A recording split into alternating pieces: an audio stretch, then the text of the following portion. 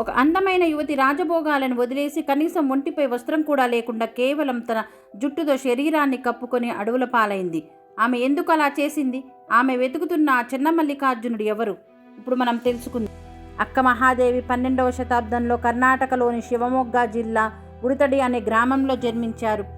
ఆమె తల్లిదండ్రులు నిర్మల శెట్టి మరియు సుమతి. వారు గొప్ప శివభక్తులు. మహాదేవి చిన్నతనం నుండే చెన్నమల్లికార్జునుడిని తన ప్రాణనాథుడిగా భావించి ఆరాధించేది.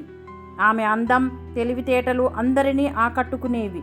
ఆ ప్రాంతాన్ని పాలించే కౌశికుడు అనే రాజు ఒకసారి మహాదేవిని చూసి మోహించాడు. ఆమెను వివాహం చేసుకోవాలని పట్టుబట్టాడు. మహాదేవికి ఇష్టం లేకపోయినా తన తల్లిదండ్రులను కష్టం కలగకూడదని 3 షరతులతో పెళ్లికి అంగీకరించింది. ఆ షరతులు శివభక్తికి మరియు ఆమె వ్యక్తిగత స్వేచ్ఛకు సంబంధించినవి. అయితే కొంతకాలం తర్వాత రాజు ఆ షరతులను అతిక్రమించి ఆమె భక్తికి ఆటంకం కలిగించాడు. రాజు తన షరతులను గౌరవించకపోవడంతో మహాదేవి ఆ క్షణమే రాజభోగాలను, బంధాలను తెంచుకుంది. చివరకు శరీరంపై ఉన్న వస్త్రాలను కూడా విడిచిపెట్టి తన దీర్ఘమైన కేశాలతో శరీరాన్ని కప్పుకొని రాజభవనం నుండి బయటకు వచ్చేసింది. సమాజం ఏమనుకుంటుందో అనే భయం లేకుండా కేవలం శివుడి కోసం అన్వేషణ ప్రారంభించింది.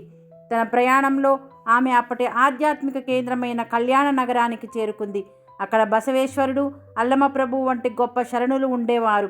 అనుభవ మంటపంలో అల్లమప్రభువు ఆమె భక్తును పరీక్షించి ఆమె జ్ఞానానికి ముగ్ధుడయ్యాడు. అక్కడి వారందరూ ఆమెను గౌరవంగా అక్క అని పిలవడం ప్రారంభించారు. అలా ఆమె అక్క మహాదేవిగా ప్రసిద్ధి చెందింది. బసవన్న మరియు ఇతర శరణుల సూచన మేరకు ఆమె తన ఆరాధ్య దైవమైన మల్లికార్జునుడిని చేరుకోవడానికి శ్రీశైలం బయలుదేరింది.